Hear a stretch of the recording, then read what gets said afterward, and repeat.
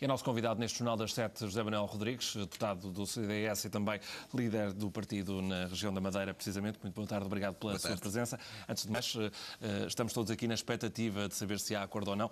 Acha que será encontrado? É possível este acordo esta tarde? Bom, eu espero naturalmente que seja encontrado um acordo entre a região e o Estado. Não aquele que estava na carta de princípios enviada e de intenções enviada pelo Presidente do Governo Regional ao Ministro das Finanças e ao Primeiro-Ministro, porque isso era claramente negativo para a região autónoma da Madeira. Porque não era cumprível por parte da região e era insustentável por parte das empresas e das famílias da Madeira. E, portanto, o que eu espero é que deste encontro saia um entendimento de um plano execuível, um plano de longo prazo, que naturalmente faça com que a Madeira assuma os seus compromissos financeiros, designadamente o pagamento da dívida, mas não mate aquilo que sobra da economia regional e do tecido produtivo da região. Nós não podemos esquecer que a região tem a mais alta taxa de desemprego do país, que todos os setores económicos estão praticamente em recessão, que até o turismo, que é a mola impulsionadora da nossa economia, tem vindo a decrescer em termos de taxa de ocupação hoteleira e de receitas por quarto e, portanto, não podemos ter um plano tão austero que venha asfixiar ainda mais os setores económicos. E ao agravar isso, temos a falta de liquidez, que todos nós sabemos que a Madeira neste momento não tem dinheiro, e sabemos também que Alberto Jardim tem andado a esticar a corda, para utilizar a expressão há pouco de Anselmo Crespo. Há aqui alguma irresponsabilidade? Há aqui algum risco para a região deste comportamento do Presidente do Governo Regional? Eu acho que o Presidente do Governo Regional fez um erro. Bem, o primeiro erro foi, naturalmente, a péssima governação dos últimos 10 anos, que, baseada numa dívida excessiva, que atingiu os 6,5 mil milhões de euros, no descontrolo das finanças públicas, no despesismo e no desperdício. Esse é o primeiro grande erro. O segundo grande erro é esta carta de intenções, que é enviada a 27 de dezembro, debaixo de uma grande pressão financeira da tal falta de liquidez, em que o Presidente do Governo assume determinados compromissos com a República, que seriam vertidos agora neste plano de assistência financeira, que não são execuíveis e não são possíveis de cumprir. Dou apenas dois exemplos.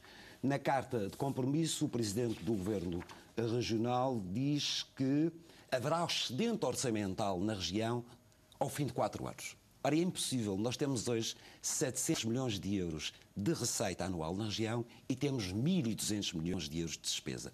Não é em 4 anos que se consegue inverter esta situação de descontrole das contas públicas. O segundo compromisso é que a dívida pública da região versus produto interno bruto passará a prazo para 40%. Ora, neste momento é de 120%. E, portanto, estamos perante uma carta de intenções que, na opinião do CDS, representou claramente um erro negocial. É verdade que agora o Presidente do Governo recua e tenta renegociar algumas destas questões, designadamente o massacre fiscal, que também é esta carta de intenções, e eu espero que não esteja, que não venha a estar inserido neste plano de assistência financeira à Madeira. Mas acredita que estes compromissos que eventualmente possam estar a ser assumidos a esta hora vão fazer com que os madeirenses não tenham uma carga fiscal e não tenham um peso nas suas economias mais gravoso do que os do continente? Porque é isso que a 27 de dezembro ficou plasmado. Precisamente, o que se tenta evitar é que haja uma dupla austeridade sobre os madeirenses.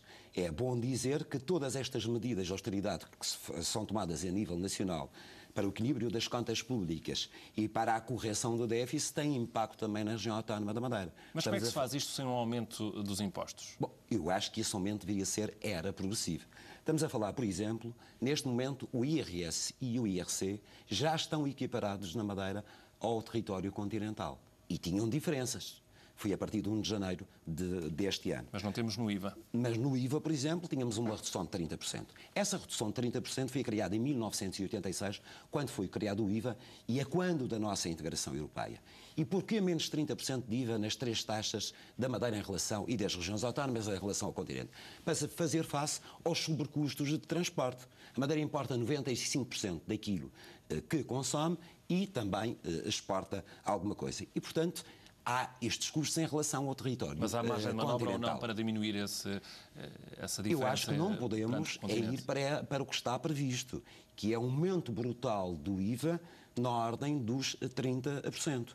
A taxa de IVA na Madeira, a máxima neste momento, é de 16%, e com esta carta de intenções e este plano de assistência passaria para 22%. Por isso lhe pergunto o que é que seria razoável. Eu acho que tínhamos que fazer um plano, naturalmente, de consolidação das contas públicas e de pagamento da dívida a longo prazo e, sobretudo, fazer um plano do lado do corte na despesa. A Madeira tem muito para cortar.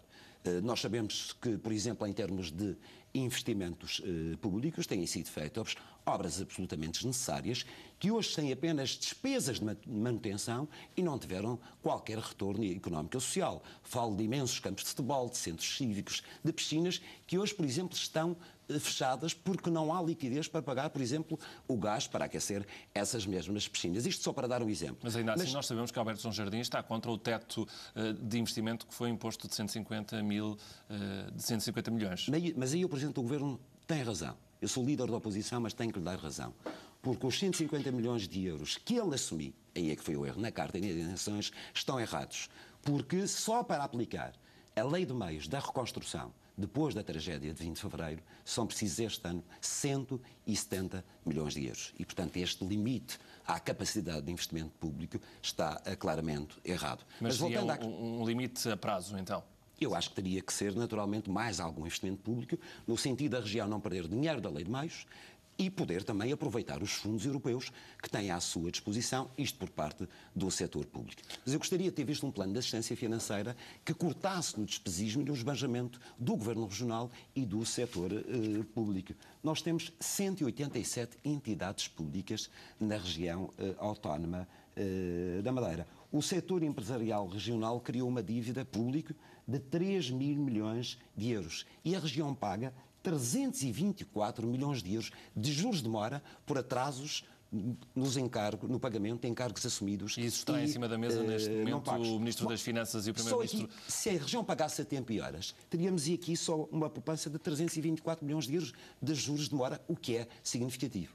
A dívida neste momento... Mesmo tendo a consciência que isso aumentaria o desemprego. Claro, a dívida do Governo Regional e das empresas públicas ao setor privado, às empresas, é da ordem dos 2 mil milhões de euros. E está a provocar falências na Madeira e consequente desemprego e sobretudo, também a fragilizar já o débil tecido social da região. Mas eu acho que este plano de assistência financeira da Madeira teria que assentar sobretudo no corte do esbanjamento.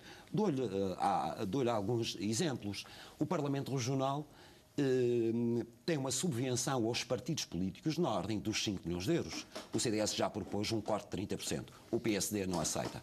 O Governo Regional continua a alimentar o Jordão da Madeira com 4 milhões de euros por ano. Continuamos a ter investimentos de sociedades de desenvolvimento numa marina que já levou 120 milhões de euros do contribuinte madeirense por via de dívida que foi criada. Portanto, há muito para cortar na Madeira para que se pudesse aliviar o massacre fiscal que constitui este plano de assistência financeira. Para já temos que encontrar um acordo entre a Madeira e claro. O Governo do continente, que não sabemos se vai acontecer ou não. Eu espero que o Governo da República seja sensível aos interesses dos madeirenses. É que muitas vezes confunde-se a figura do Dr. Alberto João Jardim com os verdadeiros interesses da Madeira. Quando ele criou esta pesada dívida, quando conduziu a Madeira à falta de liquidez que está a provocar falências e desemprego, ele não estava a defender os interesses dos madeirenses. E, portanto, os madeirenses não devem ser culpabilizados, nem os portugueses do continente. Culpabilizados pelas leviandades financeiras do Dr. Alberto João Jardim. E eu espero que haja sentido de Estado, também por parte do Governo da República, no sentido de compreender que é preciso um plano de assistência financeira à Madeira, que a região terá que assumir os seus compromissos financeiros e a sua dívida, mas que a região tem que sobreviver, porque a Madeira é maior e é mais que o Dr. Alberto João Jardim. José Manuel Rodrigues, muito obrigado pela sua presença neste Jornal das 7.